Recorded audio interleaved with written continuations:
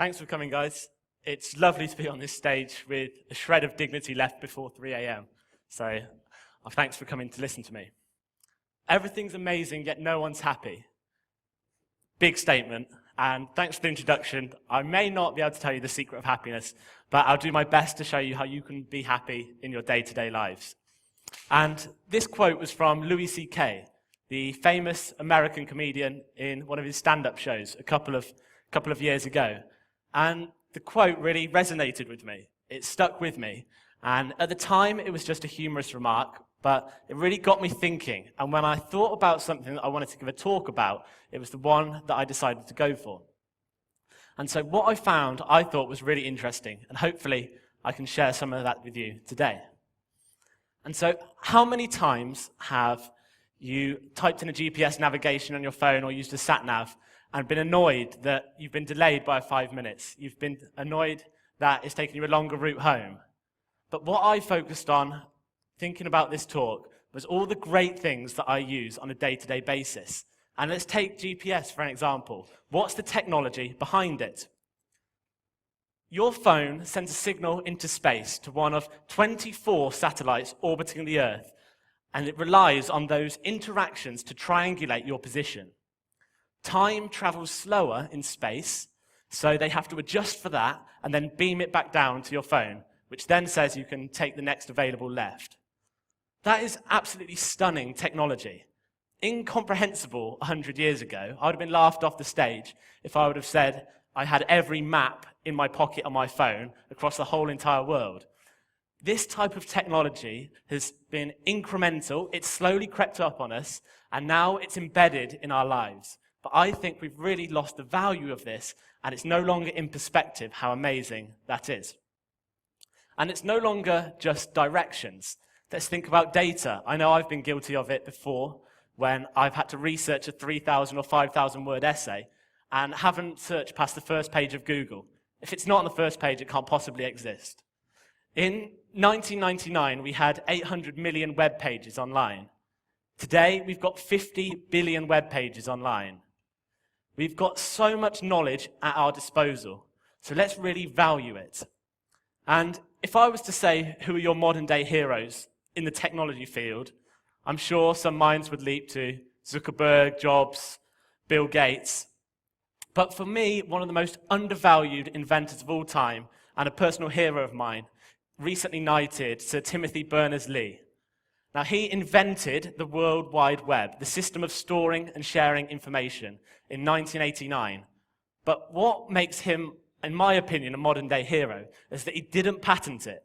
He didn't say, right, use exclusive rights for his invention. And from that point on, our world's changed immeasurably.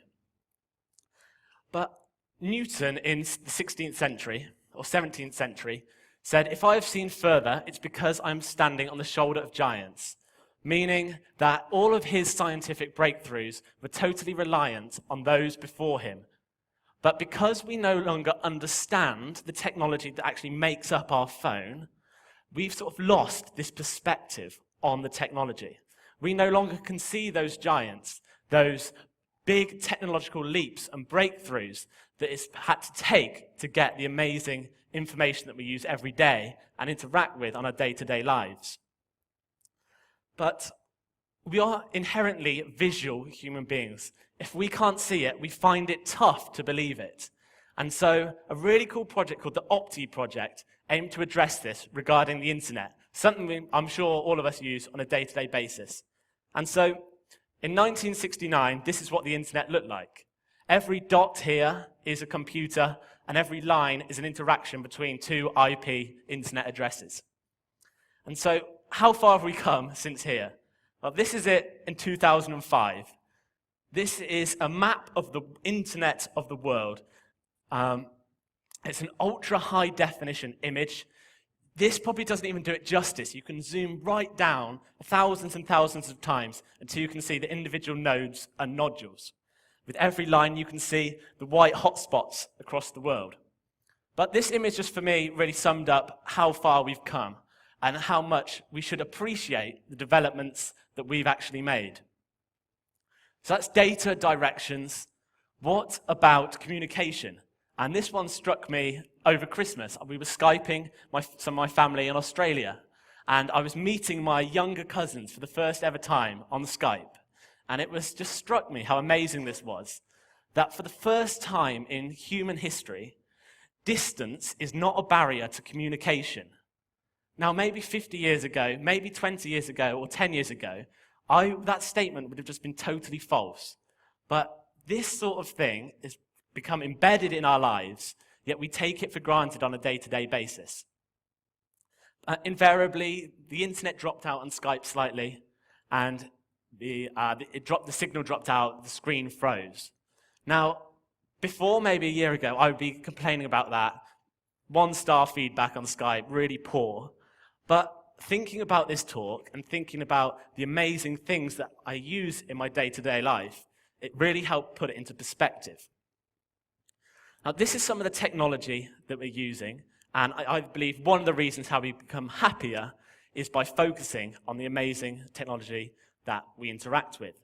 But of course, that's not the secret to happiness. Enjoying your phone is just one part of the bigger picture.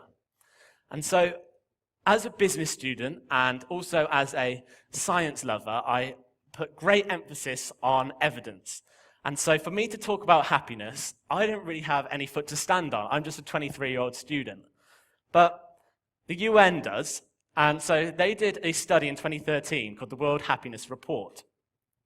They conglomerated and combined thousands upon thousands of data points to bring it all together into one, listing every country based on their happiness.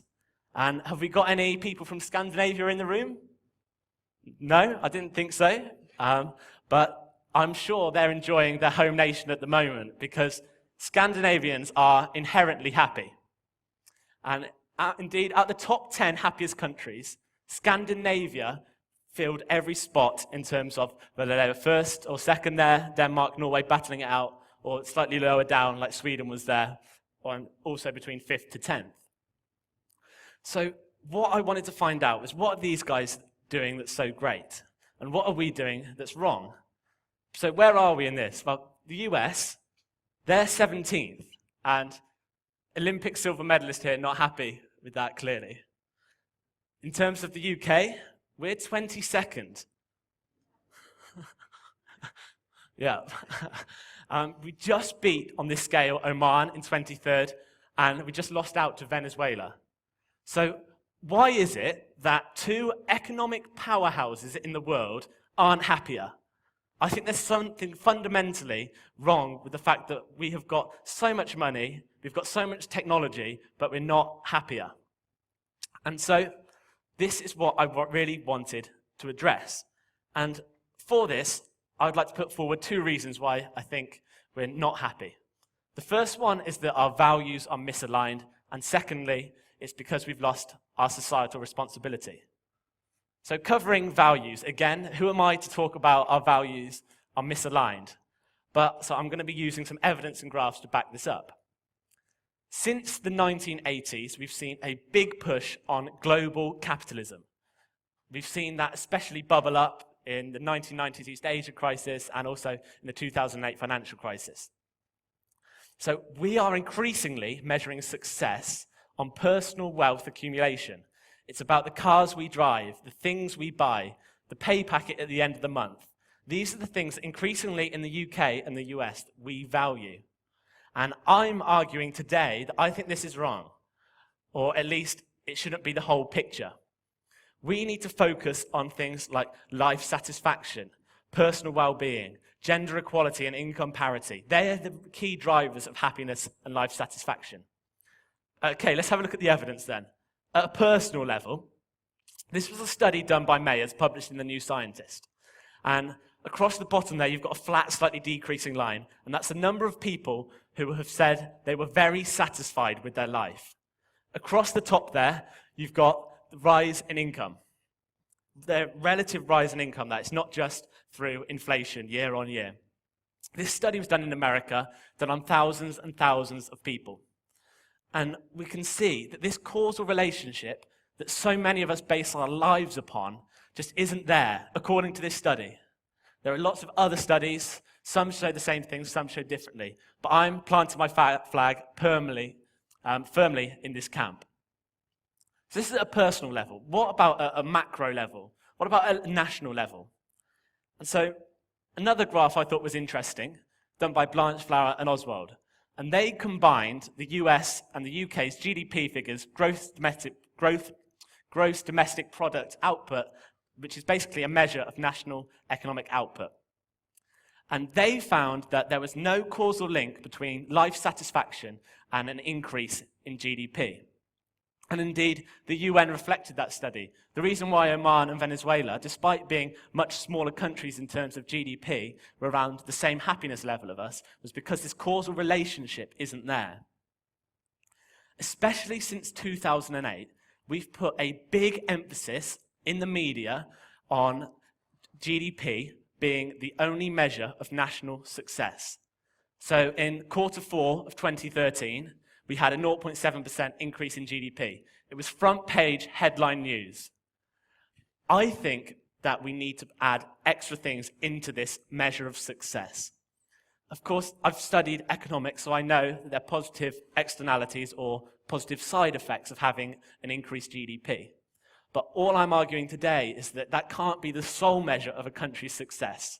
There are other factors, such as gender equality, income parity, happiness of its nation's citizens, the sense of community, that are all really important as well. So that's why I think our values are misaligned. What about societal responsibility? Or, as I like to put it, why are the Danes so happy? So you've got Prince Frederick here, next in line to the throne in Denmark, embodying this. And the reason why the Danes, without trying to stereotype here, and other Scandinavian countries are so happy, is the emphasis on societal responsibility.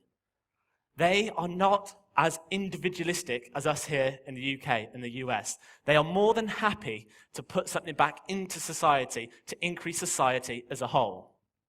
In the UK, we've got the now perhaps infamous political rhetoric, we're all in this together.